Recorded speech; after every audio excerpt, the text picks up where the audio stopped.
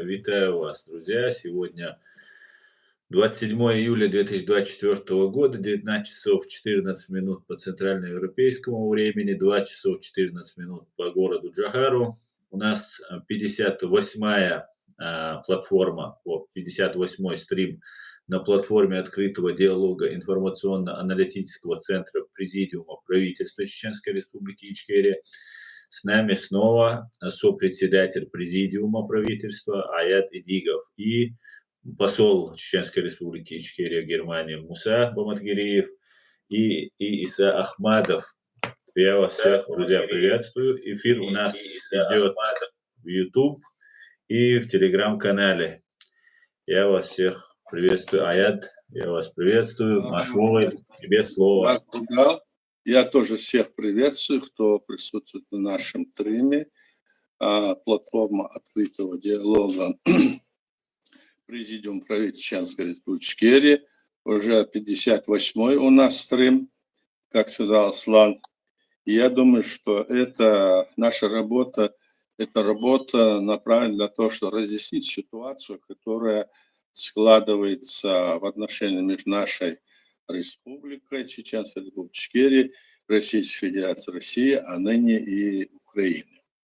Ну и я хотел бы здесь сделать такую вот, типа такой вот основу, что ли, лозунг такой, что сказать, что российское вторжение в Чеченской Республике Ичкерия – это агрессия против независимого государства. Также это агрессия против грузинского государства, также против Украины, разумеется, в 2014 и сейчас, 2022 года.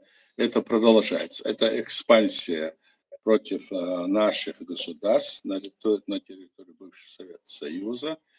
И мы должны, все те, кто вот этого правила вот не придерживаются, или этой основы не придерживаются, они вольно или невольно становятся противниками нашего государства, наших государств. Они противники свободы личности, прав человека, они противники деоккупации наших территорий. Вот каким бы лозунгом они не выступали. То ли это под демократией, то ли под другим лозунгом.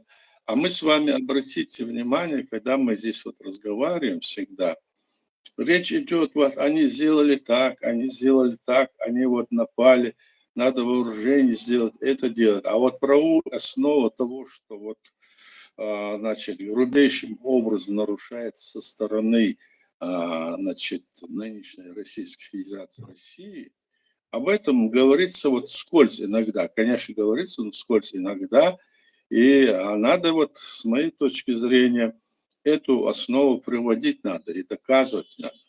Вот, значит, Российская Федерация, власть Российской Федерации, когда она говорит про Чеченскую Республику Ичкерия, и даже все те, кто уступает от них, даже здесь на Западе, или там в самой России, какие бы здесь вот там не выступали, в основном 99%, можно сказать, и все даже иногда, они выступают с точки зрения того, что Чеченская Республика это была частью нынешней Российской Федерации, и якобы она оттуда вот пытается выйти, а Россию пытается якобы назад загнать. Но на самом деле, друзья, это не так. На самом деле это большой обман, который творит против, значит, международного права, против законности именно от власти Кремля сегодня. Мы говорим, что если это так, то приведите обоснование того. Москва не может привести это обоснование, она не может доказать этого. И есть вот масса вот разных людей, которые в этом, понимая или не понимая, но в основном понимая, люди, которые этим занимаются, организовывают, понимая, они проводят эту московскую политику против нашего государства и наших государств. Они могут внедряться в наши ряды, они могут говорить нашими лозунгами, нашими аргументами. для того, чтобы, как говорят, 99 раз сказать то, что нужно, допустим, всем, а один раз делать то, что им надо. Поэтому этих людей и эту политику мы должны распознавать. Это было и еще в прошлые века, скажем, когда еще первая, скажем, иммиграция была там, когда Российская Федерация, тогда царская Россия была, значит, там революция была, и все, они бежали. Они там даже тогда, это НКВД, они делали, даже специально засылали туда, на Запад людей, или даже сформировали специальные такие группы, как будто бы они вот засылали на Запад, как будто бы они являются сторонниками, значит, свержения большевистского режима, и что они такие-сякие. Придя на Запад, они давали какие-то ходы там, делали такие возможности, искали для тех настоящих, там, скажем, сторонников, ну, скажем, вот тех, которые хотели большевиков свергнуть, вот против настоящих, вот, допустим, там Толстой, Набоков или другие нам известные там писатели, политики тех времен, они их обманывали, и до того доходило, что они их обманывали, и они ехали туда, в Россию, и там, значит, пропагандировали якобы, вот здесь неплохо, здесь хорошо. И таким образом они проводили эту политику, возвращались, им давали возвращаться. Те говорят, ну давайте и вы поехали, давайте и вы. А в конечном итоге все эти, в основном эти люди, которых они всех вот так вот агитировали приехать, или значит это все, потом они их уничтожали. То есть вот такая, ну скажем, такая коварная политика проводится в отношении тех людей, которые не согласны с этим, скажем, большевистским режимом. Мы об этом говорим. Коммунистический режим – это имперская Россия. Мы об этом говорим. Ну вот эта основа, теперь я могу еще несколько слов скажу про то, что происходит. Ну, как вы знаете, главный вопрос – это вопрос, который мы следим за тем, как пройдут выборы. Вот Камила Харрис и Трамп, там идут большие дебаты, споры. Все, значит, говорят, что Камила Харрис теперь имеет там 60% прем-листа, а этот уже 40%. В общем, споры такие. Потом Трамп там, значит, говорят, то есть Трамп сам не выступил, а его там бывший госсекретарь в прошлом, этот, как его там, Помпело было, кажется, он выступил, да? Да, Помпео. Да, он там выступил, сказал, вот мы готовы, значит, дать вот этот закон о прем-лист на $500 миллиарда, потом, значит, мы готовы дать сколько угодно вооружений. То есть после того, как Байден снял свою кандидатуру, значит, риторика резко поменялась и резко вот это вот изменилось. Ну, я думаю, если действительно на самом деле Трамп это там заявит сам официально и сам это будет делать, тогда ему в это могут еще поверить. А до сих пор то, что вот его этот Венс говорил чуть ли не всякие негативные вещи, он сам говорил там все это. То есть там борьба идет, и идет такая борьба, а для нас важно, чтобы в этой Америке была та власть, которая бы, значит, дала возможность победить зло, и чтобы справедливость и международное право восторжествовало. Вот наша позиция. И мы говорим о своей стране, которая сегодня оккупирована, говорим о власти, которая есть у нас. И эта власть должна быть восстановлена на нашей территории, и мы должны жить в дружбе и, скажем, в согласии с соседними странами, со всеми остальным миром, в соответствии с современным международным правом и той конституцией, которую мы тогда приняли в соответствии с съездом общенационального съезда народа, то есть референдума, и тех других решений, которые у нас принимались. Вот незаконно Российская Федерация России нынешняя вторглась на нашу территорию, И вторжение ее – это есть агрессия против суверенного, независимого, демократического правового государства чеченского народа. И вот на этой основе мы должны все, кто считает себя гражданами Чеченской Республики, какой бы они ни были национальности, наши друзья, и тем, к которым мы обращаемся, эту линию мы должны проводить.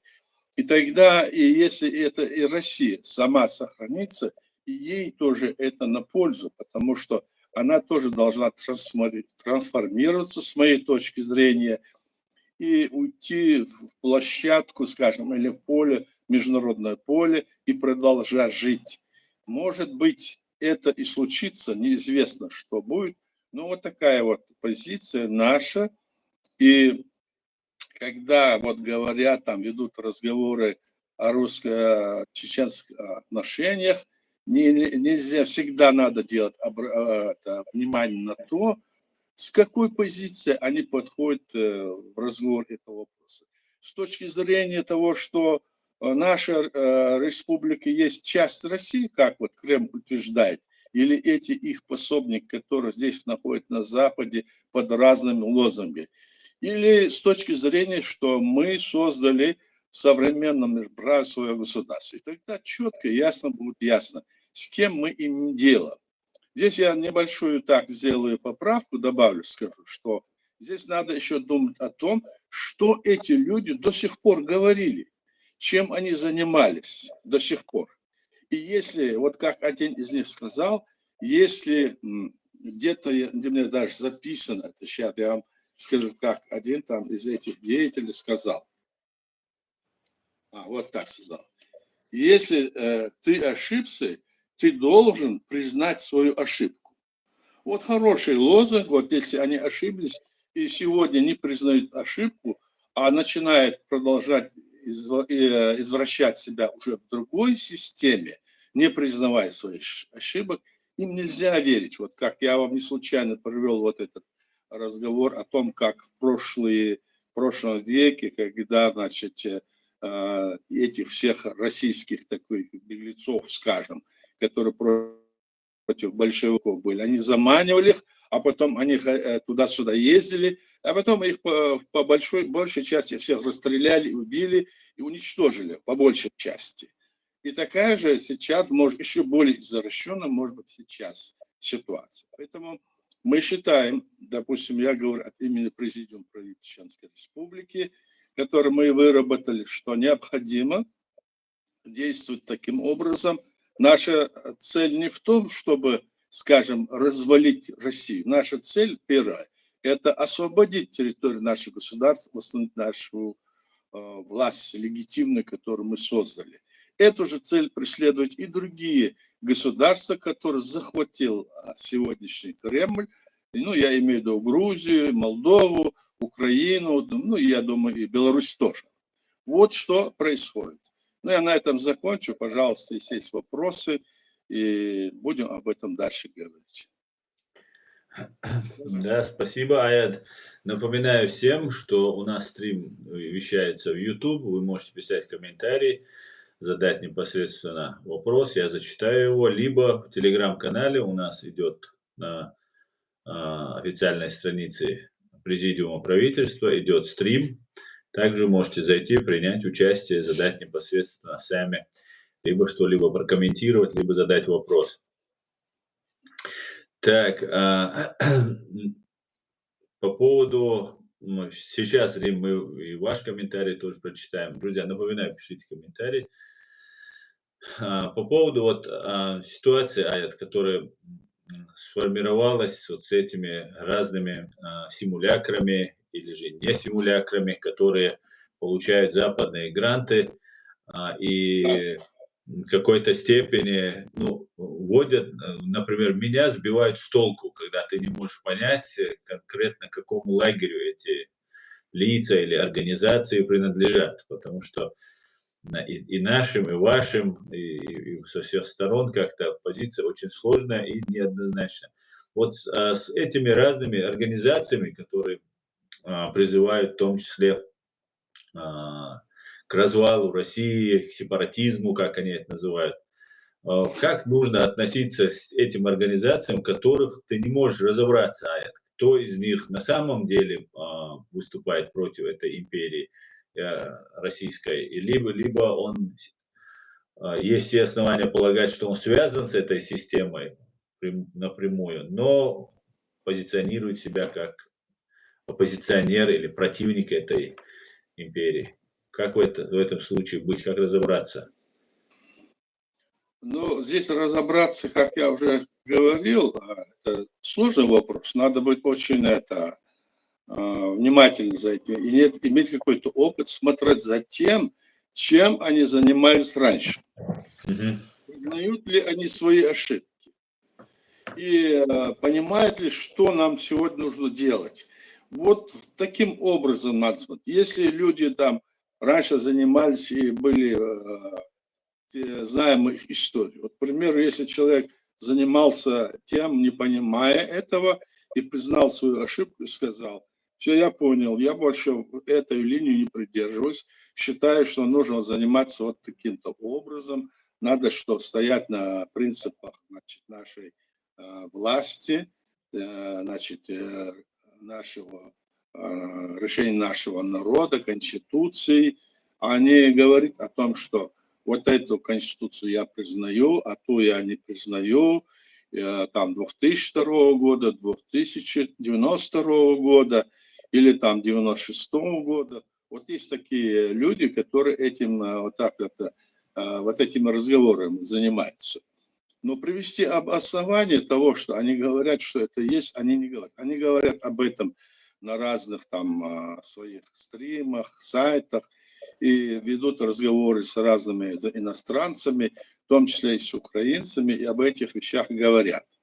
Вот мне вот здесь прислали тоже, я знаю, о чем идет речь, прислали к тому, что вот там была какая-то встреча, и там вот наши некоторые деятели говорили о том, что вот мы там сепаратисты были, о том, что там Хасавюрт соглашение было, о том, что был отложенный статус, и о том, что якобы, как они бы сказали, что все это происходило потому, что значит, парламент нашей страны принял какой-то закон, позволяющий в военное время какие-то статьи там отменять или менять, что в военное время или парламент не работает или работает.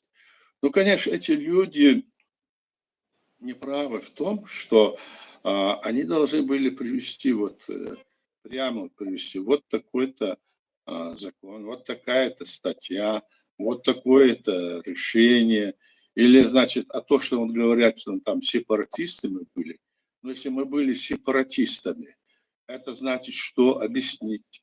То есть они ничего не объясняют, а эти вещи говорят, и потом сами себя как бы дискредитируют в глазах тех, кто в этих вещах разбирает. А здесь на Западе многие очень хорошо разбирают, особенно политики.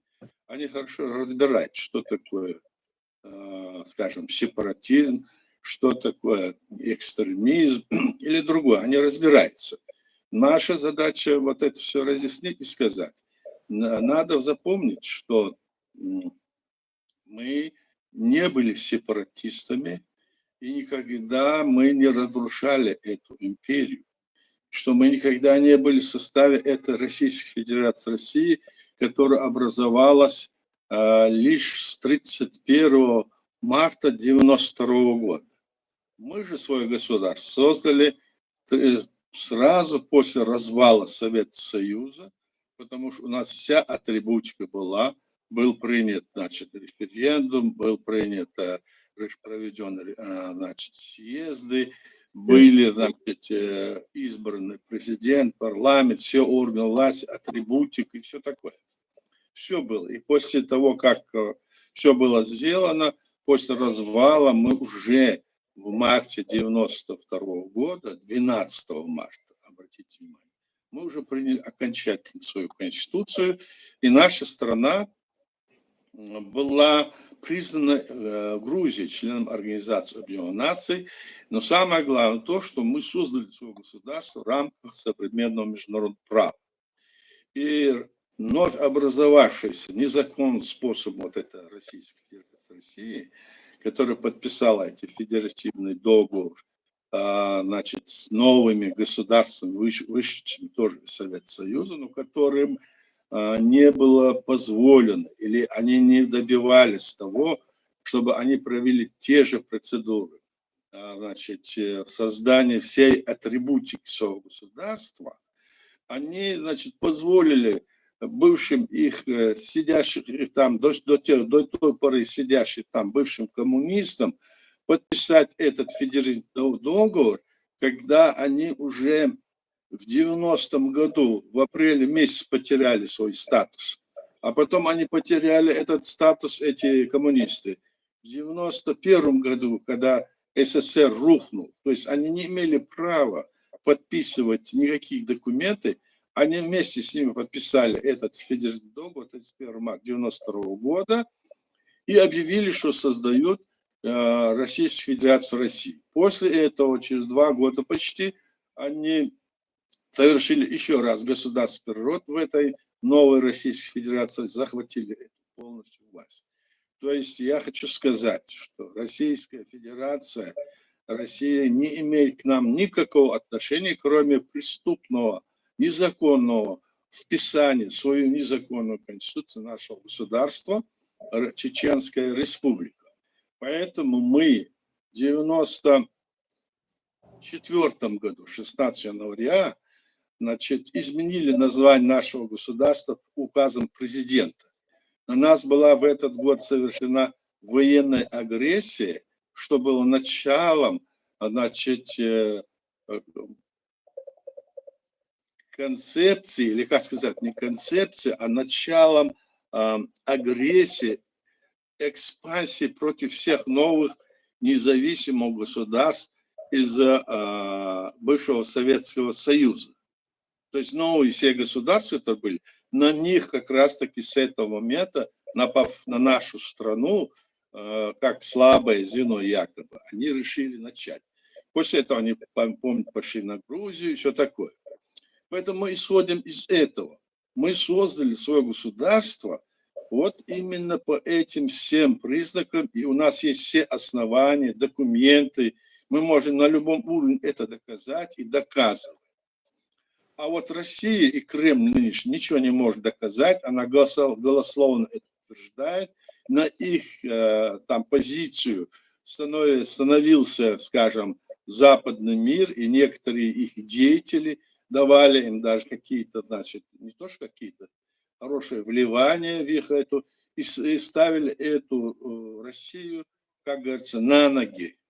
Наш первый президент Джагар Дудаев тогда говорил, что если вы считаете, что наша республика это внутреннее дело России, незаконно имеется в виду, то придет время, когда и Запад, и Европа будут считаться у России внутренним делом. То, что мы и видим сегодня.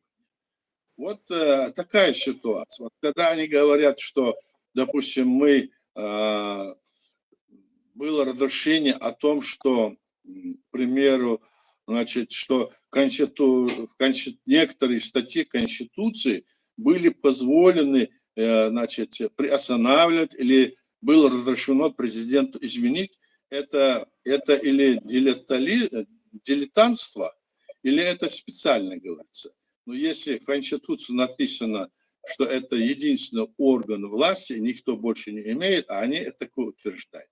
Но тогда покажите, вот, к примеру, ставится вопрос, где в Конституции есть изменения о том, что вот такое разрешение дано. Такого не было. Не было, значит, поэтому мы должны, если мы, скажем, сепаратисты, так как мы стали сепаратистами? Не мы же развалили Советский Союз. Нет, не мы.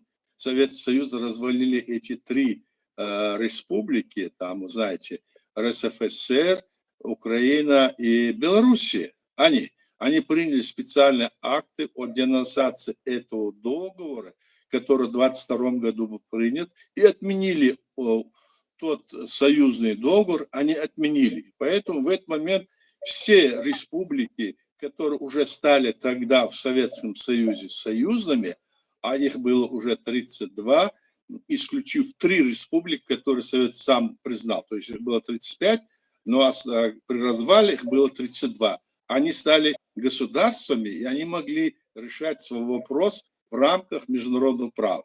Вот мы будем на этой основе действовать или не будем? Или мы будем придумывать всякие что-нибудь угодно прошлого века или позапрошлого века, там, Горская республика или другое, или третье, эти вещи будем поднимать, так? Или будем разные вещи говорить, которые не имеют никакого отношения к современному международному праву.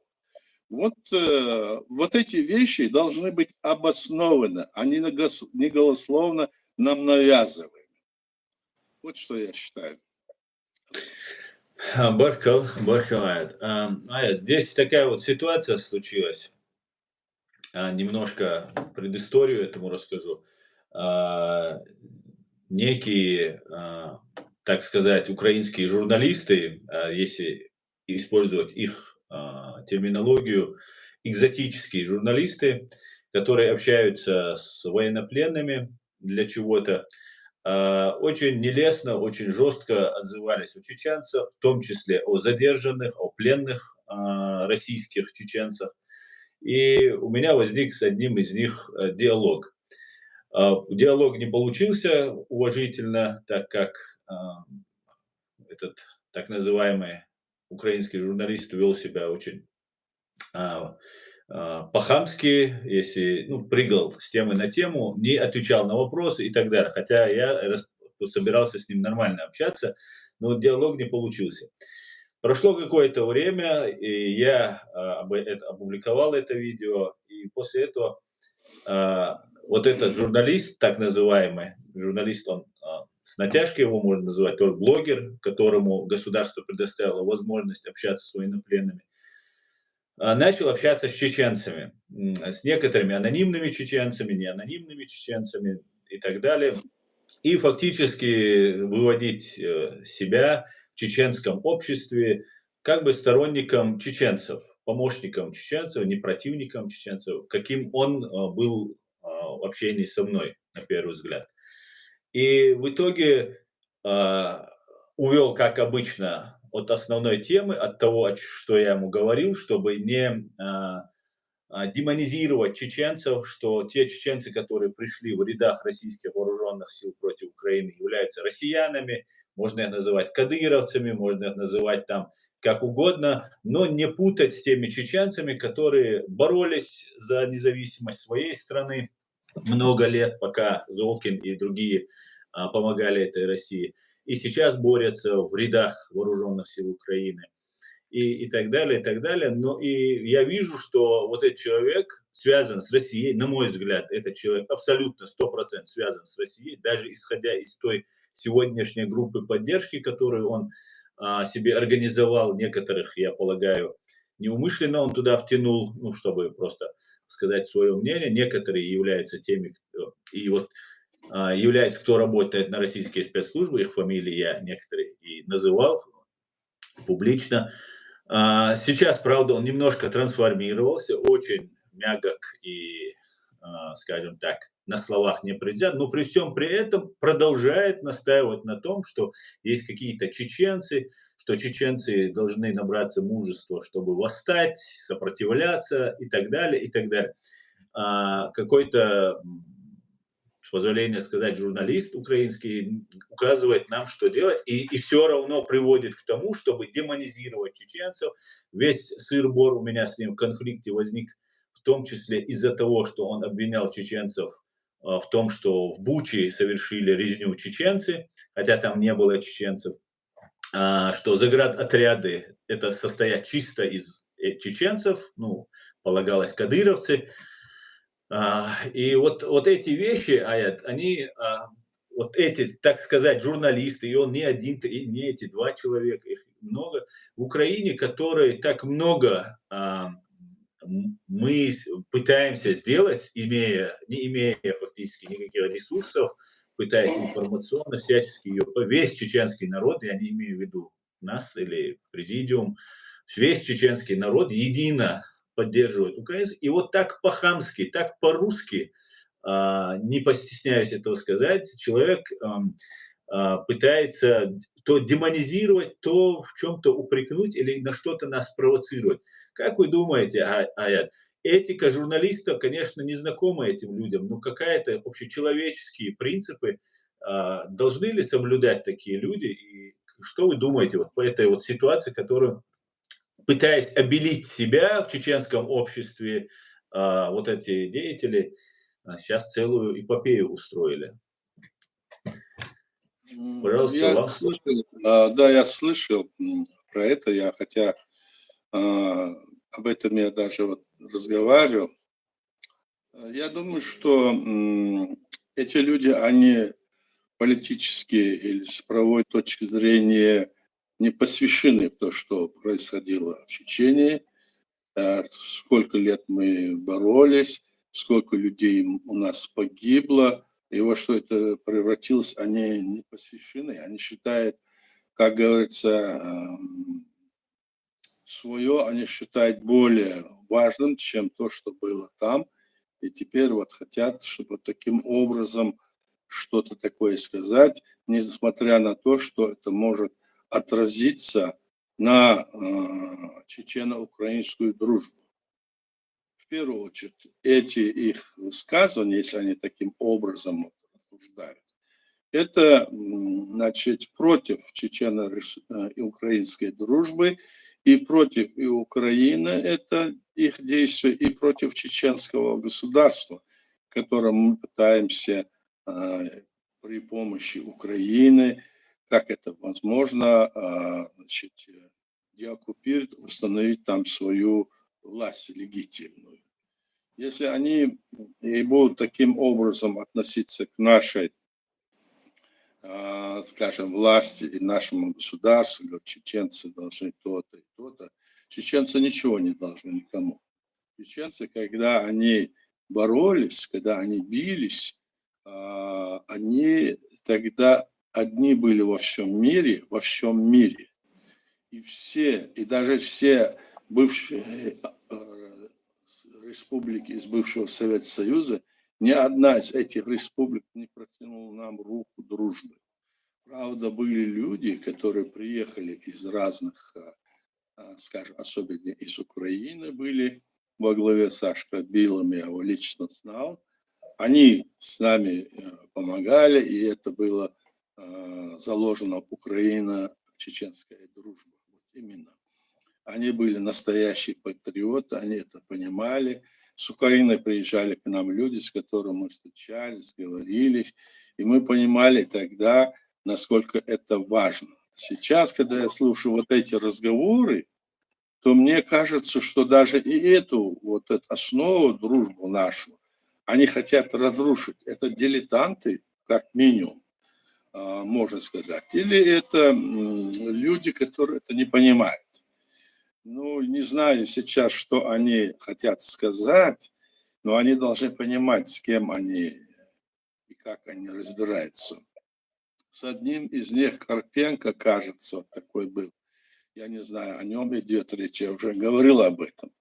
Когда этот человек выступал, я слышал, что и как он обращался там с пленным, и такие вот там некомпетентные вопросы задавал, и было несколько похоже, что оно во вред идет нашим отношениям. Поэтому мне было, конечно, неприятно, я не мог с ними связаться, но я им в комментариях отправил им статью, в которой можно было все подчеркнуть. Первый раз они убрали эту статью, потом я второй раз поставил, второй раз убрали. То есть они не пожелали это почитать и узнать. Я так думаю. Но в любом случае, если эти люди, может быть, они сейчас посмотрят, может быть, изменят свое мнение, и, видимо, им сейчас признаться, если в чем-то они считают, что вот мы самые главные, а остальные везде трава не расти, это неправильно. Мы тоже люди, мы тоже народ, притом древний народ, как бы то ни было, и мы очень уважительно относимся к украинскому народу, и верим в его победу. Наши люди там находятся и бьются, и умирают. И здесь, на Западе, и вообще практически прав весь чеченский народ, ну, за исключением кое-каких вот отщепенцев, все за то, чтобы Украина одержала победу.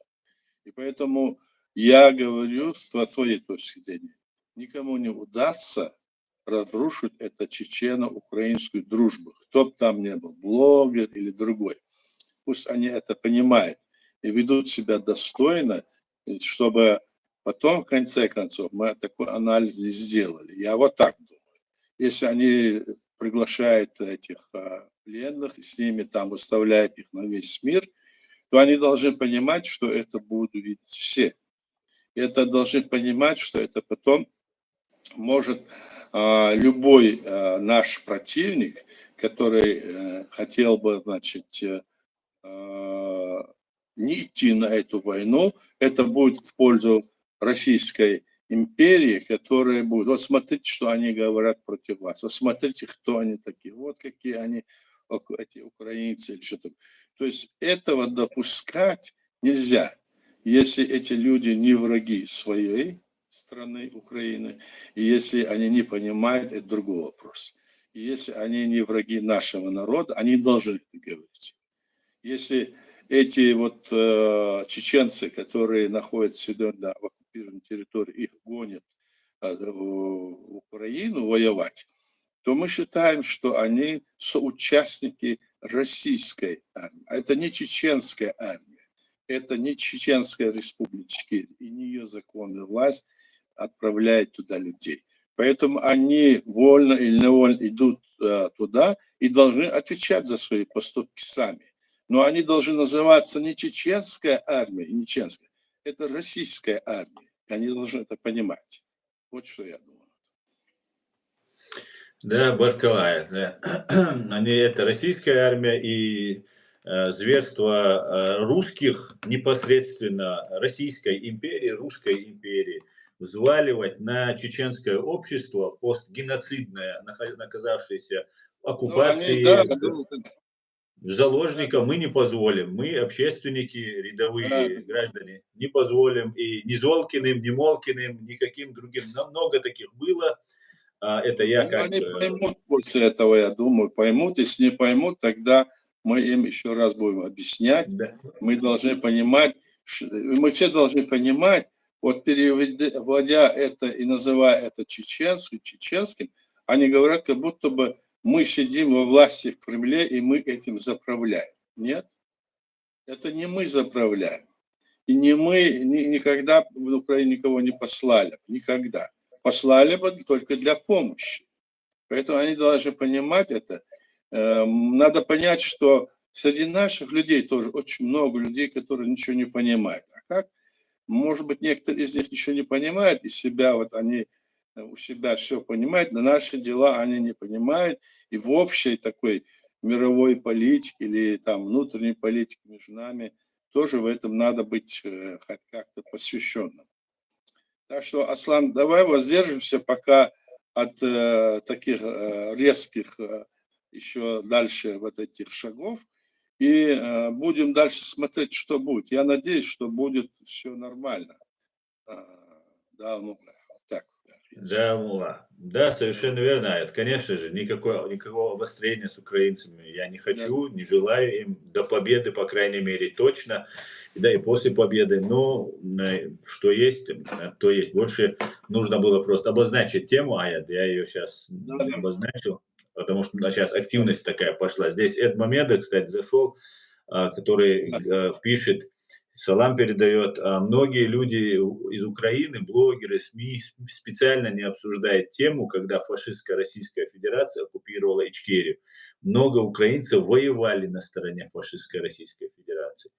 Вот пишет Эд Мамедов, и в принципе мы знаем, что глава СБУ, министр внутренних дел, это все были люди России, которые бежали вместе с Януковичем туда, а если бежали руководители, то вокруг них тоже остались не самые, скажем так, проукраинские товарищи. Ведь предатель не будет вокруг себя патриотов собирать, правильно? Это то же самое, как и те чеченцы, которых сегодня засылают, скажем, Украину, так и засылали и украинцев к нам, убивать нас, засылали и все другие соседние народы, представители соседних народов.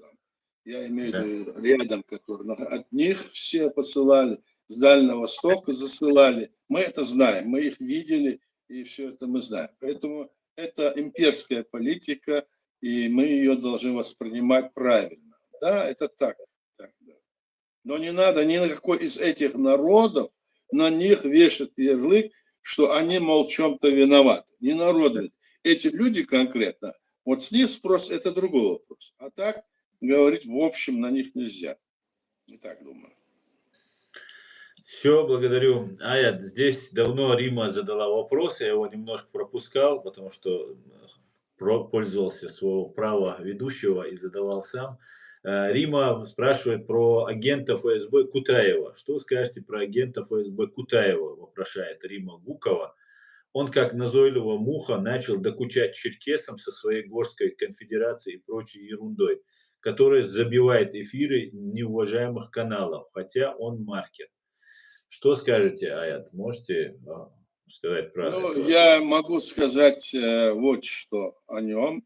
Что могу сказать? Я его знаю, хотя мало с ним конкретно так общался.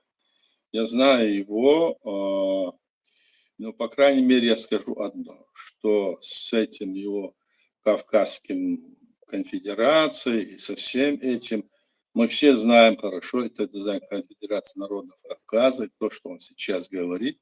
Мы знаем, что это организация, которая была под пятой ФСБ. Тогда КГБ, потом ФСБ. Вот отсюда, если он этим занимается, отсюда и растут все корни. Он там ничего не решает и ничего не может решить с теми, со своими, скажем, подельниками, которые здесь находятся где-то там или здесь. И решение вопроса по, скажем, черкесскому народу, это черкесский народ сам должен решать эти вопросы. И я не думаю, что они пойдут на поводу у чеченцев вот такого порядка, который делает заявление. Ясно одно, что эти организации, и даже эта Горская республика, которая предлагает, и те, которые и Марат Кавказов предлагает, и другие, это уже, ну как вам сказать, это вне поля, скажем, чеченской правовой базы, которая была создана при развале СССР. А эти, которые предлагают вот то, что было, тогда уже было ясно, кто они такие. Тогда они пытались таким образом противопоставить чеченские и грузинские народы. Помните тогда?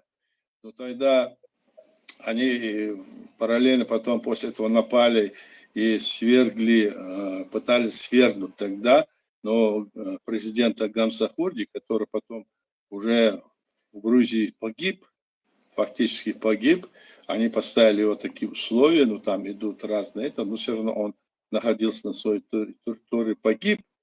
И здесь и другие сейчас вопросы мы здесь разбирать не будем, но знаем одно, что есть легитимная власть в лице президиума правительства Чеченской Республики Ичкерия, которая обладает в своем, как говорится, составе людей, которые избраны нашим народом в 1997 году в очередных выборах власти чеченского суверенного демократического государства. Их было тогда более 4500 человек избрано.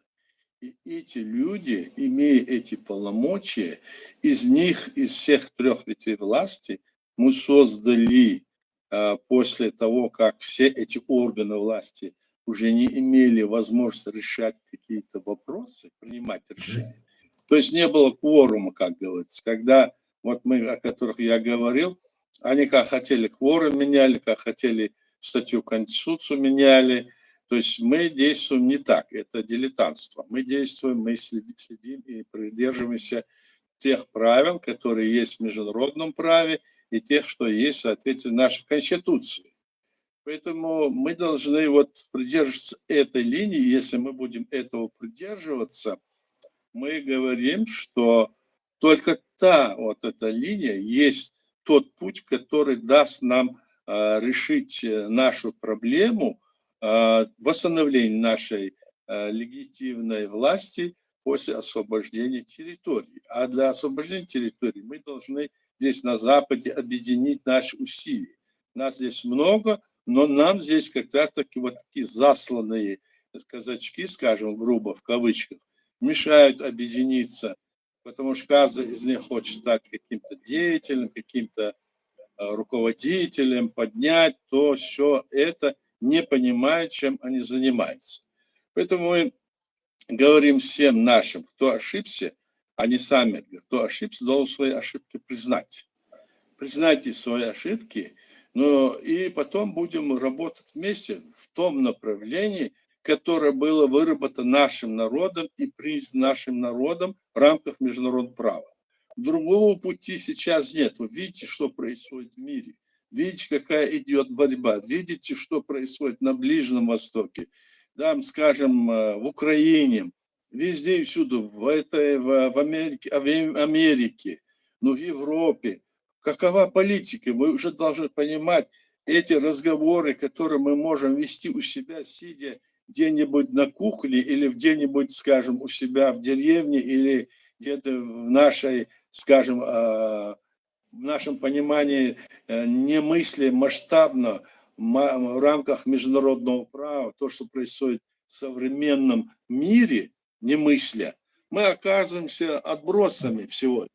А наша задача решать эту проблему в рамках современного права, где наше место в этом мире. Наше место в этом мире там, где мы будем соблюдать вот эти все правила, так и идти дальше в соответствии с этим, с другими народами и государствами. Вот что мы должны делать. Вот так, я думаю, на твой вопрос отвечаю. Я немного расширил. Спасибо, Аят. Ей тоже, да. Да, и Риме спасибо всем. Ливан Кочерава пишет, что мне не нравится в Украине, это то, что на каналах украинских, и здесь он продолжает, ни разу не видно уважаемого Аяда на Freedom, и грузинских каналах тоже.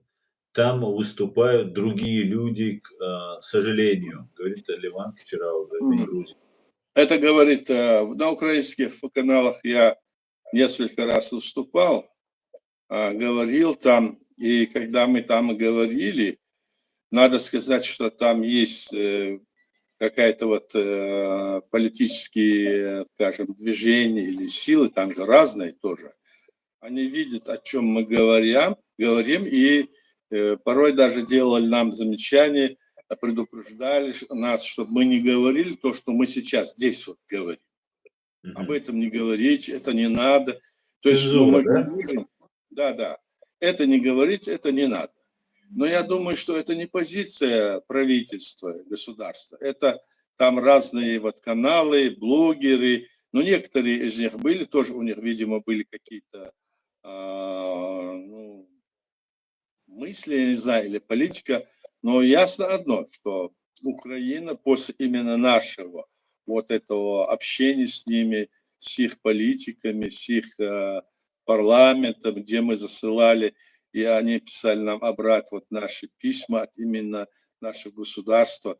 Они признали наше государство 22 октября 2022 года, так, 18 октября. И это самое большое, значит, достижение, которое вот мы с ними достигли. И мы должны быть им благодарны. Наше государство признано Украиной и Грузией. Поэтому мы должны дальше двигаться в этом направлении. Да, это так. Но я надеюсь, что это изменится.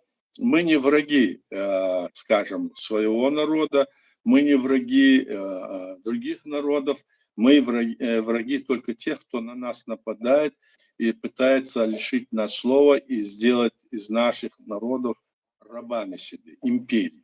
Мы не можем согласиться с этим. Вот только это, понимаете, здесь. И, конечно, если нам дадут слово, мы выступим, будем говорить там. Но надо справедливости ради сказать, что ну, где-то раза 4 я там выступал, говорил, но это совсем мало. И есть там люди, которые не хотят, чтобы мы там выступали. Политики или как, которые это влияет, или им не до нас, так скажем. Но на самом деле было бы хорошо. И если бы это можно было бы и с грузинскими, скажем, там поговорить, и с другими, мы бы поговорили, сказали свою точку зрения, никаких лишних ни эмоций, а спокойно говорили бы о том, что мы считаем правильно и как вот нужно это действовать. И мы рассказали бы, что это было, как это было, какое государство мы строили. Вот мне, значит, украинцы вот недавно звонили и говорили, вот очень важно, чтобы вы говорили о том, чтобы вы рассказали, какое государство устроили, что там было. Потому что про вас говорят, что вы террористы, бандиты, а мы там были, мы знаем, это не так, это все, мы вас уважаем, вот такое. Вы должны рассказать их. Даже они предлагали мне, напишите книгу. Ну, разумеется, что это правильно, и я думаю над этим делать. Если будет возможность, я надеюсь, что изменится все в ближайшее время, вот после, скажем, выборов, которые пройдут в Соединенных Штатах Америки. Я это надеюсь. Нормально. Нормально. Да. Будем надеяться, Аят. Да. Так, друзья, напоминаю, пишите комментарии, задавайте непосредственно вопрос в чате, я буду зачитывать, либо в телеграм-канале вы можете зайти непосредственно. Я, правда, телеграм-канал сейчас немножко упустил из виду, если что, микрофоны, кого нужно, включены. Здесь вопрос задает Эд. Как вы думаете, говорит Эд Мамедов, гражданин Соединенных Штатов Америки, почему в Украине просят у всего мира им помогать, но мы не видим, где их олигархи, почему они их не трясут, как вы думаете? Такой вот вопрос. Вот этот вопрос мне непонятен. Нет, мне этот вопрос понятен, ответ на него я не могу дать. Я думаю, что их олигархи, они тоже как-то должны в этом участвовать, обязательно, если они есть, но там есть, мы знаем, так? И они, наверное, вкладывают это, надо спросить у них. Наверное, у них нет таких вот мощностей, или, может быть, они вкладывают это. Правда, я этот вопрос не задавал, я полагал, что они это делают. А как же, они граждане этой страны и не делают, что ли? А за счет чего они, значит, стали, скажем, олигархи, или на чем они базировали свой этот бизнес, развивали? Конечно, за счет Украины в первую очередь. Поэтому я думаю, что этот вопрос правильный, но ответ на него я сейчас не могу дать. Это надо будет поспрашивать у украинцев, кстати. Да, я думаю, больше это украинцам адресовать этот вопрос будет вернее. Да. Так, дальше.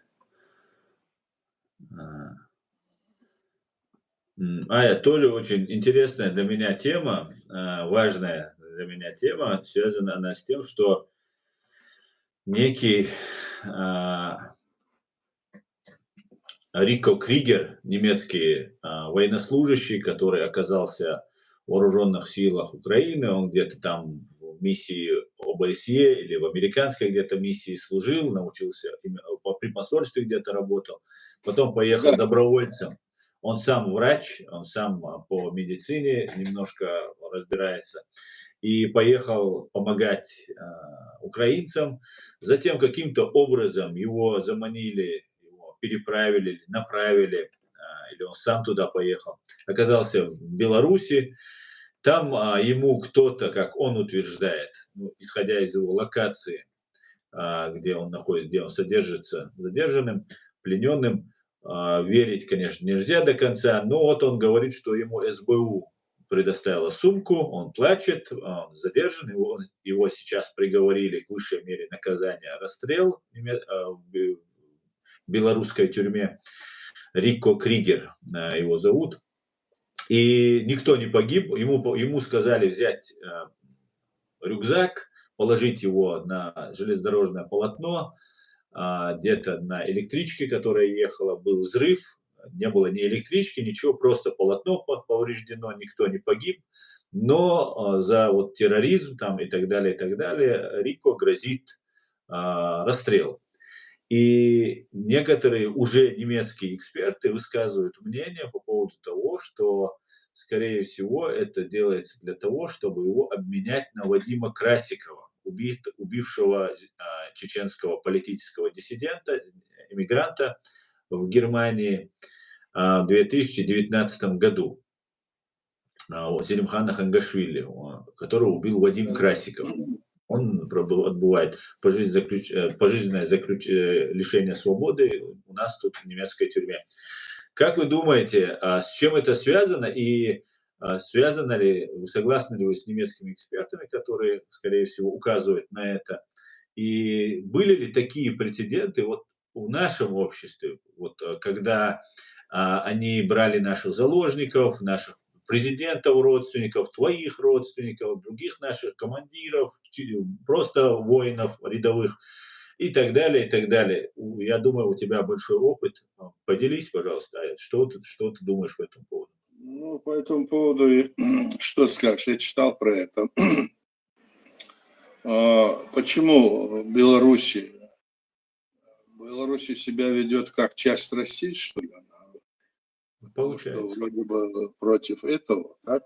Ну, понятно, что там марионеточный режим. Но они еще не говорили, официально на Красикова обмена речи нет. Но вот уже немецкие эксперты разные уже высказывают голоса, и я тоже так думаю, что будут просить обменять на Красикова. Это чтобы ты понимал. Может быть, они будут это просить, может быть, они это и сделают, скорее всего, я так думаю, они могут пойти на это, но это будет как раз-таки решение, которое принято было, скажем, германским судом, оно как бы обезличивается. В любом случае получается тогда, что бы там ни сделали, Москва, значит, обязательно тебя, мол, вытащит. А если это так, то вот, чтобы там не сделать, помните, они убили в Катаре, мусульманская страна, убили Яндарбиева, который не было, потом они, ну, скольких там они убивали, я уже других говорю, наших президентов, и все. Они безнаказанно сидят, спокойно улыбаются, живут себе спокойно в Кремле, и теперь они уже пошли вот на то, что сейчас не только вот, скажем, вот за этого Кригера они возьмутся спасать его во имя того благородца, все такое. А кто его туда направил? Он добровольцем пошел туда или нет? Да, говорит, добровольцем он сам поехал. Сперва в Украину, потом как-то оказался в Беларуси, об этом. Ну, он доброволец, а этот, как его, который убил Хангашвили, это же был по направлению государства, Путин. Его, это разные вещи. Это добровольно, это совершенно разные вещи. И поэтому, если надо искать, наверное, они в Германии, власть там понимает, они этот вопрос будут разбираться. Мы что можем сказать? Что если они это сделают, то значит все, что, допустим, делает вот эта имперская власть, засылает, то здесь нет тогда на Западе не может быть положен конец вот этих актов, убийства, да, не только, скажем, чеченцам, не только там других, оно не будет положено. Когда они увидят, что это нельзя делать и что их не выпустят, тогда эти, которые направлены сюда, они будут смотреть за тем, чтобы это не случилось. Помните, они в Катаре взяли и отдали этих убийц, прям открыто отдали. Это что за солидарность? Когда Яндарбиева убили, президента нашего, так? И сыну ногу оторвало. Да. Вот и другие, вот так они и делали. Ведь Не мы же напали на Россию, это Россия напала на нас, и она, значит, наше суверенное государство, это была агрессия против нашего независимого государства. Об этом знает весь мир. Правда, чтобы донести это до всего остального мира, у нас сегодня нет ресурса, как есть это у Кремля. Но независимо от этого, вопрос должен решаться так. Или есть это международное право, или следите Да. вы за этим, великие государства, скажем, европейские или другие, или вы не следите за этим. Или можно верить этому, или не верить. Как и в этом случае. Можно ли верить вот о том нарушении, грубейшему нарушению убийства людей прям открыто, а потом его взяли, обменяли. Как будто бы Германия отправила туда этого человека, чтобы он там убил кого-нибудь. Это же не для этого, он поехал же помогать Украине. Я думаю, что здесь, может быть, включиться могла бы и Украина, вот в обмен, список обмена его включить, и Украина, может быть, его оттуда бы и вытащила. Вот это может быть так, я думаю, было бы лучше.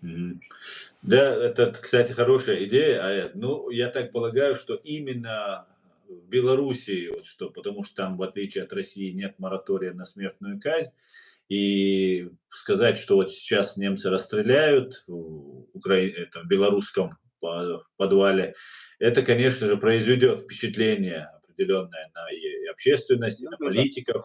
Хотя наши пока не комментируют. Шольц отказался комментировать, сказал, что пока не будет комментировать и Да-да, так далее. Но да-да. выкручивают руки, скажем так, выкручивают руки как могут.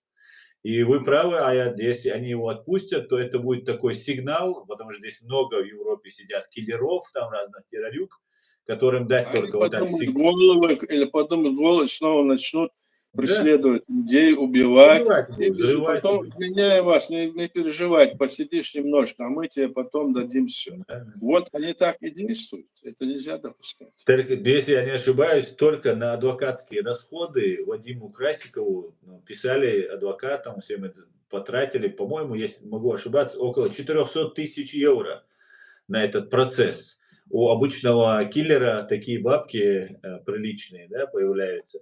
Да-да-да, Поэтому конечно. заботятся очень сильно о своих киллерах, потому что это сильно остужает, видимо, пыл других Это, киллеров. это политический момент. Это значит попытка сказать, мы своих не сдаем, и все Да. такое, и вот такую марку держать. А другие вот все, которые своих не защищают. Но здесь эти не посылали туда их, не посылали. Не А он же не посылать. посылал там убивать в Россию. Нет. Он же не посылал, они же его взяли где-то в Белоруссии, да? А как он в Беларуси оказался? Ну, этого я не знаю, по А? новостному вот белорусскому выпуску новостей это было не Да, да, очень да, да. Ну, в общем, понятно. короче говоря, под прицелом или под давлением Путина они будут, конечно, стараться это делать. И это Мгм. на весь мир, это очень сильно, значит, упадет авторитет власти Германии, по крайней мере, если так они сделают. Я так думаю. Да, кстати, надо, чтобы украинцы, конечно, приняли в этом. Но я думаю, украинцы уже принимают. Украинцы могут в этом и должны принять в этом участие, если он был у добровольцев в Украине. Я так думаю. Мгм. Да, но он Может, был, еще наверное, в сообщает, что ВСУ, ему да? Мгм. Он был, наверное, в ВСУ, когда приехал туда, да? Да, он говорит, он был добровольцем, пошел в ВСУ, там побыл Ну, немножко, да. платили. Он получал больше зарплату здесь, чем в Украине, но он решил из-за долга помогать людям. Он Да-да-да. проходил медицинские курсы обучения, и он посчитал, что он будет полезен Украине, украинскому народу. И потом каким-то образом оказался в Беларуси, где ему, как он говорит, СБУ сказала взять рюкзак, оттуда-то отнести его туда-то и положить его. И выяснилось, что там, оказывается, бомба, которую он не знал. Никто не погиб.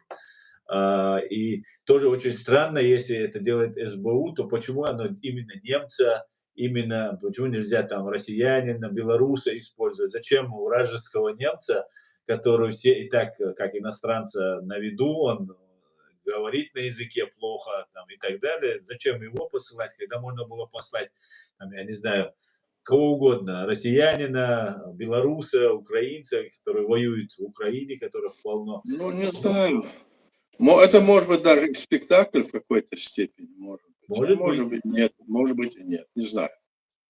может Потому быть. что от них можно что угодно ожидать, только такие действия. Да? Мгм. Да, но выдавать террориста, убившего средь бела дня человека в центре, по заказу российского правительства в центре Ну да. Берлина, я думаю, это, конечно же, будет очень дорого стоить, если его выдать. Потому что сразу же последует следующее убийство и теракты. Так, давайте дальше почитаем ваши комментарии. М, Ассаламу алейкум, Мавидин, алейк салам, все друзья, вас приветствую. Вот не пойму, о каких механизмах говорит капитан Табах. Украина, Грузия признали государственность Ичкерии, то есть стратегический партнер Америки признали Ичкерию. Тогда что мешает им? Я, Ливан, не знаю, о чем говорит Табах, но вот этот вопрос я адресую Аяду. Аяд, как вы думаете, почему, что мешает, если Украина и Грузия признали Ичкерию, что мешает это сделать Соединенным Штатам Америки?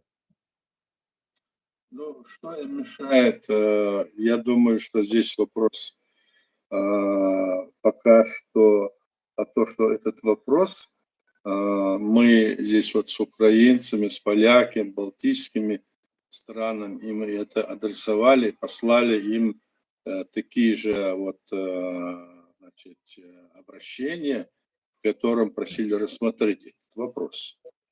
И я думаю, что если бы, скажем, именно эта страна, Соединенные Штаты Америки, она же внимательно следит за всем, что происходит в Украине, и в политическом, и в другом плане, они бы не приняли это решение о признании нашей территории как территория оккупированная, так, Чеченская Республика Ичкерия, и как осуждение геноцида. То есть они против не выступили, так? То в этом плане это есть как бы одобрение. Мы еще к этому должны прийти. Мы сейчас, я вам говорю, мы здесь после этого здесь настолько захлестнулись наши люди. Одни начали говорить, что это не надо было признавать, другие говорят, надо что-то рано признали, другие говорят, что наше это признание нам не нужно было. Вот недавно вот эти, кто-то тоже говорит, что это не признание. И вот эти вот разговоры, которые хотят преуменьшить значение этого Да, да. признания, как раз-таки дают, значит, ну, сигналы другим странам и народам, государствам, чтобы к этому как-то отнестись. Они полагают, они понимают, что я это объясняю, мы с вами знаем, с тобой, и другие наши люди знают, что которые эти вот так вот вопросы так ставят, эти люди работают на Кремль. Вольно или невольно, зная или не зная, они работают на Кремль. И тогда, понимая эту политику в мире, скажем, те же Америки или другие государства Запада, как они к этому будут относиться? Так они что там говорят? Что это такое? Они же такие же простые люди, как и мы с вами. Я много раз с ними встречался в разных международных организациях, в Женеве, в Страсбурге, или в Америке, ну и здесь вот, ну во всех этих международных организациях, так. Они обычные простые люди, и когда у них тоже они вопрос таки задают. Они, когда мы говорим вот о том, которое ну, противоречит всему, что есть, говорят, как это? Эти, говорят, захотели чего, а эти чего захотели? Они не смеются, они, ну, показывают, что они все это знают. Поэтому вопрос сейчас зависит, конечно, от того, сейчас главный вопрос – это решение вопроса Украины, и я тогда думаю, что-то может измениться вот, отношение к этому вопросу. Но в любом случае, если мы сами, скажем, большее количество наших людей, которые находятся на Западе, не придадим этому вопросу серьезное, значит, значение, и не будем вместе вот это все отстаивать, это будет труднее нам решить. Потому что Москва, она очень сильно влияет на все государства мира, везде посольства, консульства, везде они проводят вот против нас эту политику, понимаете? То есть отношение к нам вот такое. Но в то же время есть международное право, которое они грубейшим образом нарушают. И на примере того, что они делали в Грузии, ну и в других, в Украине, мы говорим, это демонстрирует то, что они были неправы. И в этом плане мы тоже должны показывать, что мы не являемся такими, вот эти ярлыки, которые на нас навешали, что это неправда. Мы должны своими действиями, своими решениями, своими поступками показывать остальному миру. Только тогда мы сможем, скажем, в этом отношении говорить, что нам можно верить. Не то, что нам можно верить. Все это принято, все документы правильно, но те люди, которые вот сегодня себя пытаются выдать за власть нашего народа, нашего государства, эти самозванцы, или которые хотят таковыми стать, они вот в этом вопросе под, как говорится, за ручку водит Кремль, они вот так вот и действуют. Вот сегодня там я получил сообщение, вот те-то, какие-то там агенты Кремля, или как их называют, вот такая-то, эти. Так? Они говорят, вот эти, значит, западно там их подкармливают, они такие, мы их не признаем, ну, по такой статье, ты это знаешь сам, так? И что там? Они одних туда бросовывают, которые ни в чем не виновны. А тех, кто, допустим, может быть, действительно были бы такими, они не просто. То есть они там этим крутят. Вот я как говорил, помнишь, они еще в те времена засылали своих людей специально, чтобы они организовывали эти мероприятия. Теперь вот этих, которые они обозначили иноагентами, допустим, сейчас Россия, которая обозначила, значит, им всем можно верить, так получается. Вот где зарыта, как говорится, собака. А из них больше половины, из этих, которых я посмотрел, они прорусские, проимперские. А есть, которые и против. Вот они это все как бы в одну кучу и пытаются вот этот вопрос вот так решать. Да? Я имел в виду, хотел уточнить, вы имеете в виду про иноагентов или вот то, что экстремистские организации новые, то, что... Не, я просто сейчас имел в виду иноагентов, про иноагентов обозначили, вот про них. Но это примерно одно и то же, но вот такую работу, они в этом деле как бы наподтарелись сильно. Вот это. Еще царского, скажем, периода, потом советского периода, они это делают, занимаются. Нам в этом вопросе нельзя вот быть слепыми котятами. Нельзя. Вот о чем я хочу сказать. И понимать, если они обозначили этого, и эти все вместе, и все, мол, вот теперь здесь, мол, все на Запад, они будут говорить, вот нас обозначили, вот такие, и мы там самые такие. Нет. От того, что их Москва там таким обозначила, примерно мы знаем, кто из них на них работает, по их поведению, по их решению, по их отношению к нашей государственной, по отношению к другому плохим. Мы должны разбираться. В самом начале я же говорил свою позицию этого вопроса. Мы должны понимать, кто они, а почему они, допустим, их признали таковым. Ведь они же вот буквально там этим занимаются, принимали, вот, допустим, эти люди, которые мы, одних там, вот, скажем, вот эта команда вот этих закается. Так они в 2001, 2002, 2003, 2004 году, 2005 году, 2007 году принимали все документы о том, что наша республика есть часть России. С какого это, так сказать, обоснования они сделали иноагентами? Подсунули нам, что ли? Нет, не пройдет. Мы должны это понимать. Или другие, которые там то все, но которых мы знаем. Почему они это делают? Или кого-то они не подсунули, которые, мол, которых они там это. Так что здесь мы должны быть очень внимательны. Вот что. И в этом контексте иноагентам, Аян, немецкая чеченская правозащитная ассоциация Human Rights Center Ичкерия, то есть, которой являюсь я председателем, внесена в список экстремистских организаций в фашистской Российской Федерации. 26 июля 2024 года сайт Минюста фашистской России опубликовал этот список. И вот как раз тому, о чем вы говорите, здесь очень много уважаемых движений, организаций, которые реально, на мой взгляд, заслуживают уважения. В том числе в этот список попало Германское общество восточноевропейских исследований НПО ГОВИ. Это Бременский институт, которому принадлежит, который, на мой взгляд, не является российским симулякром, но и есть и симулякры АЭТ. Вот о том, как раз, Да, о чем мы конечно. сейчас говорили. Да, есть. Я согласен с этим, что есть. И я Да. больше всего возмущен тем, что даже не то, что они меня сепаратистом пристегивают, которым я не являюсь, пристегивают вот с этими симулякрами, которые людей будут вводить в путаницу, запутывать Но людей. то, что здесь так, и то, что они там пишут, да, то, что они говорят, этому просто верить нельзя. Если люди знают, чем ты занимаешься, знают, чем наша организация занимается, да, это понятно, все.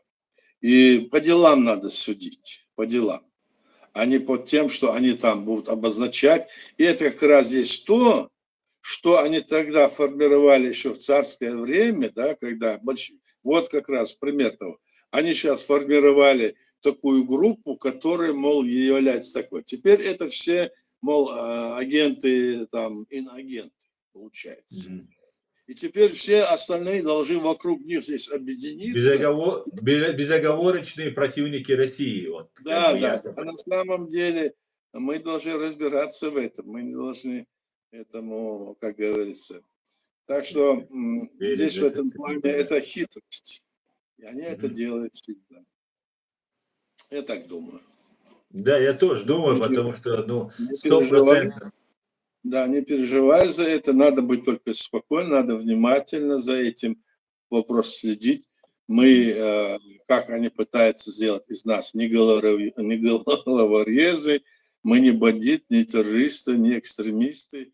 Нигде наши люди, которые были, воевали когда с Россией, то нигде, никогда наши люди, даже тех, кого они там называют тем-то, мирных людей цель не преследуют, мирных людей убивать. Конечно. Они преследуют только цель остановить войну и мирные отношения. Вот как было все. Это надо понимать, это мы говорим и будем говорить. И вот это вот то, что сейчас, вот это все, что происходит, оно вот начало, скажем, у нас, против нас. И теперь она расширилась, как мыльный пузырь, расширяется и дальше идет. Но должны, в конце концов, это все понять, я думаю, это понимают сейчас, так? Но в итоге, если они все это будут понимать, решать все свои вопросы, а наш вопрос кинут под стол и не будут заниматься, то это будет тоже нечестно. Вот о чем вопрос. А мы должны быть мы должны быть очень внимательны, чтобы этого не случилось. Вот о чем я, к примеру, беспокоюсь. Да, совершенно верно. Еще важно отметить, что моя ассоциация Human Rights Center Ичкерия, она никаких ни финансовых, ничего, ни денег, ни только счет открыли. И никто из организаций и ассоциаций не принимал ни в чем участие. Даже мы проводили собрания, я разослал всем письма, даже на собрания не явились. И все равно нарушение, таким вопиющим нарушением включает всю организацию, которая, меня понятно, я-то веду, говорю, там, подписываюсь там, под каждым своим словом и не отказываюсь от своих слов, ни на одного своего слова не отказываюсь. Но такие вопиющие нарушения, юридические, процессуальные нарушения, которые, в принципе, России простительно. Беззаконие, страна, территория беззакония. Да. Вот, Аслан, я тебе одну вещь скажу. Ты об этом не говори, радуйся, что они тебя сделали таким. Вот я был в 2001 году, да, в 2001 году Россия была лишена права голоса в Совете Европы. И было принято решение о том, что должны, значит, пройти переговоры. Эти переговоры должны были пройти в Брюсселе, и там, значит, был центр, и все эти вопросы обсуждались. И тогда я, помню, уехал, как сказать, в Америку, он все такое, там нужно было мне ехать, там запланирован был. И я, когда вернулся назад, недели 2 я там пробыл, вернулся назад, то вот эти вот, чечено-российские переговоры были сорваны в Брюсселе. Я не мог найти этих людей, но я там нашел, сказал, что где-то там проходит вот это мемориал, здесь находится, члены мемориала, они вот здесь находятся, там проходят. Я с моими там товарищами пошел туда, помню, так на балкон собрались, и там были вот эти люди из мемориала. И вот эти люди из мемориала, там, помню, выступали они, там говорили, что вот, конечно, виноваты федералы, они говорили, но виноваты и чеченцы. Оказывается, мы были виноваты, потому Огрызались.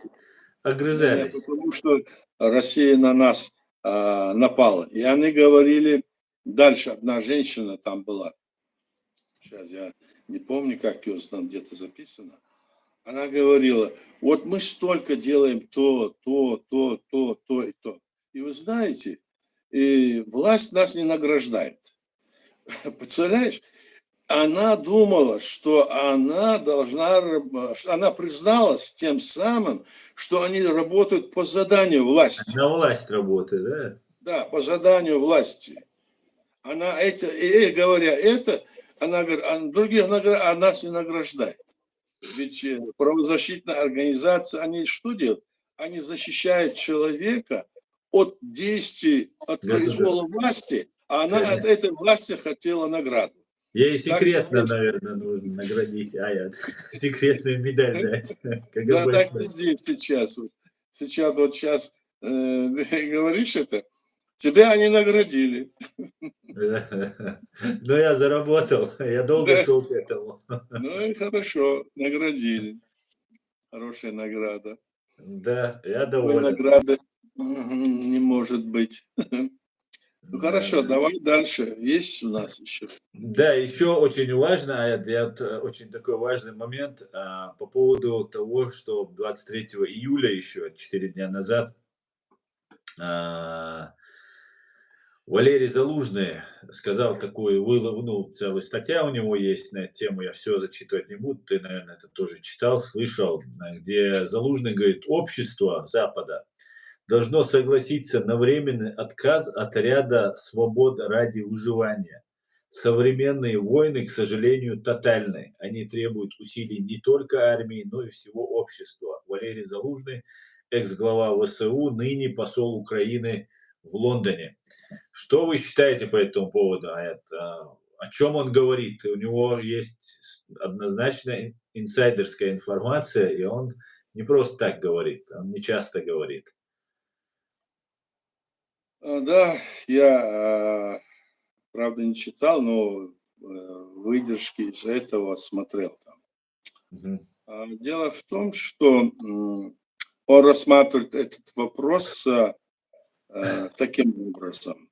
Он говорит, мы все, у него было и другое выражение, мы все, украинцы, русские, американцы, другие, воюем на поле боя и везде, и все видим, что делаем, все друг друга видим. То есть ты вот идешь вот этим, а я могу прийти туда, вижу. То есть никакого секрета нет. Вот понимаешь? Да. Никакого нет секрета. И ничего нового не изобретено. В этих условиях, не обладая, скажем, какой-то, может победить тот, у кого больше снарядов, у кого больше, скажем, мяса, который солдат, скажем так.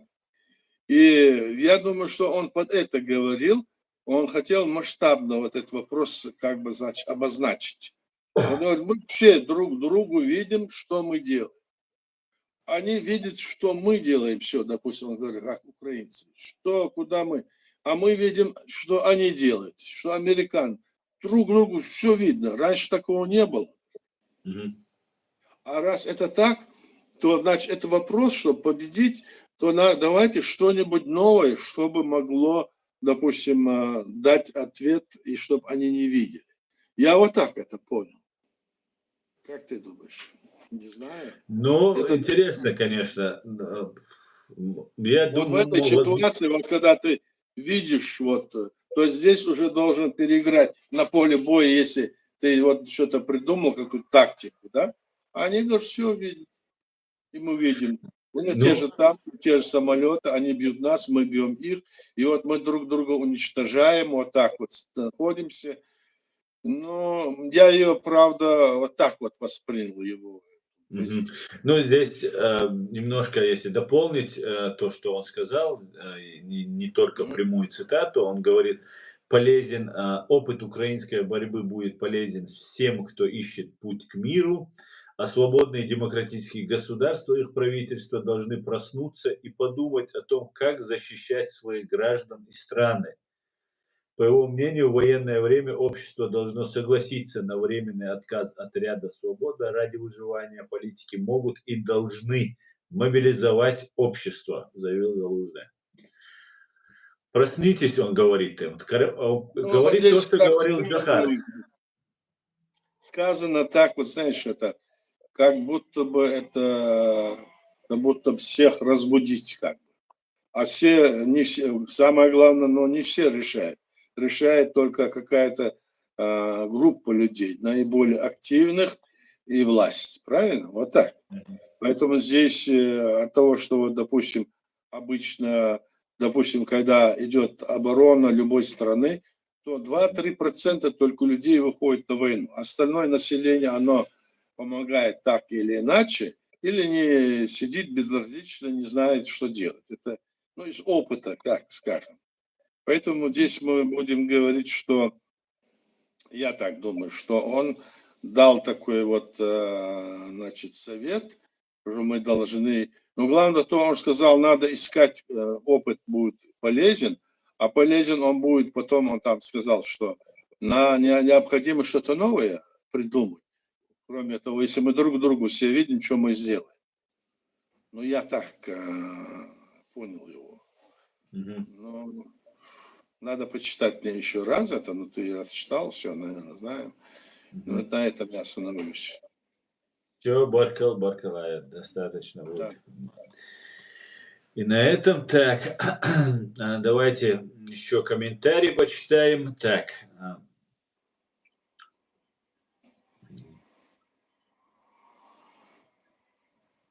вопрос к Аяду. Мы видим, как развиваются те страны, которые ввели закон люстрации и открыли все архивы КГБ, и их опубликовали. Латвия, Литва, Эстония.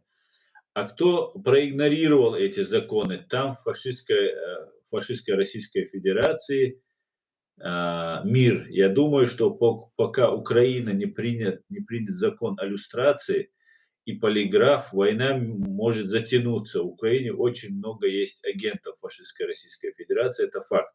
И они работают везде, в правительстве, СМИ и блогеры. Ну, что вы скажете по этому поводу? Люстрация, без этого победить Закон можно? о люстрации – это закон, который нужен, конечно, и нужно, чтобы он после войны, конечно, он должен, после Мгм. окончания войны должен быть применен. И то, что ты говоришь, тоже там этот полиграф можно тоже вести. Но сейчас в ходе войны, в ходе вот всех этих событий, сейчас воевать надо, побеждать надо, изгонять надо. А сейчас действует в Украине военное положение. Так что здесь более строже, чем этот закон о люстрации. Мгм. У нас этот закон принят, он у нас был принят, но он не получил свое развитие. Значит, власть тогдашняя, которая была первый парламент это принял, так, и президент, когда был тот, тогда тоже это принял, он его, как говорится, не написал протест и не подал там на обсуждение. То есть прошло 10 дней, а он уже все, он уже действует, этот закон. Но когда пришла власть очередная, выборы, да, она этим не занялась у нас. Собственно говоря, надо было бы заниматься этим, но вопрос был еще там в том, что там были очень важные проблемы, было не до этого. Мы были оккупированы, не то что оккупированы, мы были блокированы со всех сторон, наша страна была блокирована, мы не могли выйти на другие страны, помощь, которая нам шла, ее блокировали, и всячески там нам вводили вот эти вот разного рода провокационные действия со стороны Кремля продолжались, несмотря на то, что они признали выборы. Эти выборы, я говорил, были признаны, и ОБСЕ, 57 государств мира в этом вопросе участвовали, и их миссия признала, выборы прошли, значит, в соответствии с законом, еще такое было признано.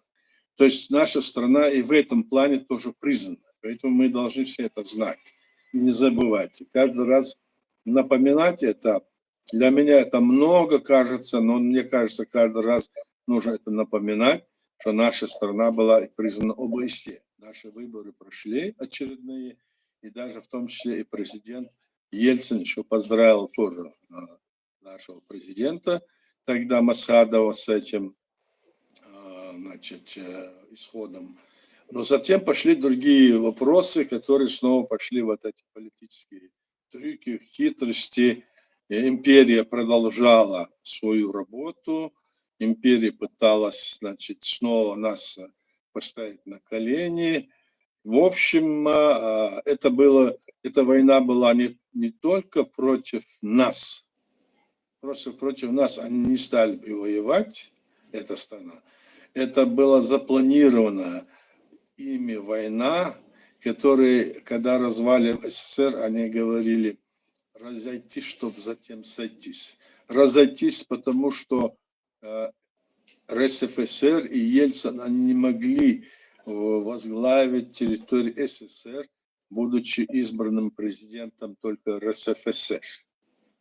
А для этого решили разойтись, чтобы затем сойтись. И для этого был приготовлен план экспансии по захвату всех этих территорий бывшего Советского Союза. Они даже потом добавили исторической России, имея в виду Балтийские страны, вот это все, что было у них раньше под их, как говорится, крылом. Ну, можно и Аляску туда добавить, историческая. Ну, может быть, они, я не знаю, может быть, и это могут добавить, но они это имели. Конечно, они об этом говорят тоже. Если у них, как говорится, хватит там духу или хватит каких-то там ситуаций создаться, они будут этот вопрос поднимать. Хотя конечно, все эти дальневосточные, эти все территории, эти народы, которые там проживают, ничего от этой империи не имеют. Вместо того, чтобы жить в стране, в которой могли бы все народы жить и развиваться, и быть одной из передовых государств мира, имперская власть сегодня, значит, действует и убивает и свой народ, скажем, и другие народы, которые они находятся в составе Российской Федерации, России. Ну и понятно, и другие соседние страны нападают. Наверное, к этому нужно как-то отнестись. И вот эти вот разного рода либеральные деятели, которые находятся здесь и говорят, мол, надо сохранить Россию, и мы должны дать Кавказ наш, или то наш, это наше, вот это, которые наши говорят, или которые признают разного рода людей, по признакам мы можем, людей, которые являются агентурой, которые мы знаем 94-91 годов, которых мы знаем людей, этих людей, они возвеличат, с ними дружат и с ними, как говорится, ведут. это уже есть признак того, что эти люди или не понимают, а скорее всего понимают, это одна компания вся. Вот о чем я хотел бы сказать тоже. Мгм. Башкалая. Так, вопрос от Шарани Азиева. Алейкум салам, Шарани. Ассаламу алейкум. Недавно мне на WhatsApp прислали видео, где Джамбулат Сулейманов говорит о референдуме в ЧРИ. О каком он говорил референдуме? Наверное, вы помните это видео, когда Пригожин пошел имитировать нападение на ростовскую военную лавку. Тогда выступил Джамбулат Но Сулейманов. здесь он говорит об этой общественной организации, которая была Бартмаша, потом Единая сила. Они как-то обозначают себя то этой, то той силой, то этой. До конца не могут понять какую-то позицию. Но они тогда все это время занимались, говорили, что они пойдут туда и там захватят власть, там у нас в Чечне оккупированной, и там они там религиозное государство строят. То есть потом они отказались от этого, и сейчас какую-то другую там говорят, что вот нет, вначале мы должны на основе на основе этих законов, конституции туда прийти, а потом мы там создадим религиозную власть. Потом они начали вот себя так позиционировать и обозначать, что они, мол, сегодня здесь на Западе являются, ну, как сказать вам, значит, представителями там Чеченскую республику Ичкерия, они здесь будут отстаивать международных организаций. И они не признают людей, не признают, значит, тех людей, которые являются полномочиями представителей нашего государства, избранные тогда в 1997 году, которая признала, значит, остальная масса, ну, скажем, ОБСЕ и другие, все. Они эти не признают, они не признают президиум и говорят, что у нас никакой власти нету. В общем, у них не поймешь 7 пятниц на неделю, как бы. Поэтому, когда они говорили, Пригожин, когда пошел, мы проведем то-то, то-то, то-то, они говорили, да? Или проведем там референдум, ну, по-моему, они там где-то заблудились или запутались, начали говорить какие-то вещи, но это было совершенно неприемлемо, потому что мы свой статус нашего государства был обозначен, как только, значит, СССР развалился, и мы объявили государственный статус. Это было 1 ноября 1991 года указом президента, а 2 ноября парламент Чеченской Республики утвердил этот статус, государственный статус. А он теперь решил, к примеру, там, что он проведет референдум о статусе. Наверное, он об этом не знал, хотя должен был знать. Ну, в общем, я так думаю. Это нельзя говорить, это неправильно. Поэтому если они вот будут так и продолжать, они будут всегда как бы на окраине этого вопроса, и ничего они решить не смогут. Мы решить можем этот вопрос только в рамках нашей Конституции, в рамках действующей нашей власти, пусть в усеченной форме, это президиум правительства, и должны действовать здесь на Западе единой форме. Они против этого, они себя там выставляют, себя считают, говорят, что других нет, мы то, все. Ну, они примерно действуют так же, как и другие. Каждый из них хочет стать, как говорится, во главе нашего народа или республики. А дальше что они будут? Да ничего они не будут делать, потому что остальной-то мир с ним не будет разговаривать. Нет, не будет. Потому что это будет как государственный захват государственной власти. Вот переворот, захват государственной власти, на каком основании. То есть они там придумывают все, что им вздумается. Вот что я думаю по этому вопросу. Я просто призываю их, откажитесь, я им говорил много раз, откажитесь от этих избыточных ваших мечты и давайте работать вместе, говорил. Признайте свои ошибки. Кстати, это они говорили, что если ты ошибся, то признай свои ошибки, тогда будет все хорошо. Ну, то признать свои ошибки И давайте работать вместе в этом направлении. Вместе это не значит, что вы должны, не признав эти ошибки, говорить о том, мы вместе, это значит, мы будем идти в этом направлении точно так, как это должно быть в нашей Конституции, нашей базе по деоккупации нашей территории. Вот это я отвечу ему. Баркалает, Баркал, Дересуль. Друзья, если есть вопросы, пишите вопросы. Если нет вопросов, то я думаю, уже 1:40 уже в эфире, можно заканчивать, Аят, если Давайте активности немного, если нет вопросов, друзья, напишите, если есть вопросы. Или же мы закончим наш сегодняшний стрим. Давайте закончим, если нет вопросов. Да, особо нет больше вопросов. Да, есть еще Аят Мегадуй. Давай. Хорошенько пообщались сегодня, конечно, очень было интересно. Я думаю, следующий стрим будет у нас во вторник на чеченском языке. Но заранее мы вас уведомим, как обычно, вы узнаете, друзья. Тогда я зюпас Аят Мегадуй. Ну, спасибо всем, Баркалла. Да, спасибо всем, спасибо, всего самого хорошего. Все будет Ичкерия. Адекюэль, вива Ичкерия, как говорит Ливан Кочарава, вива Грузия, вива Украина, вива USA. Адекюэль Маршуайль Масейра. Всего хорошего, до свидания, друзья. Адекюэль.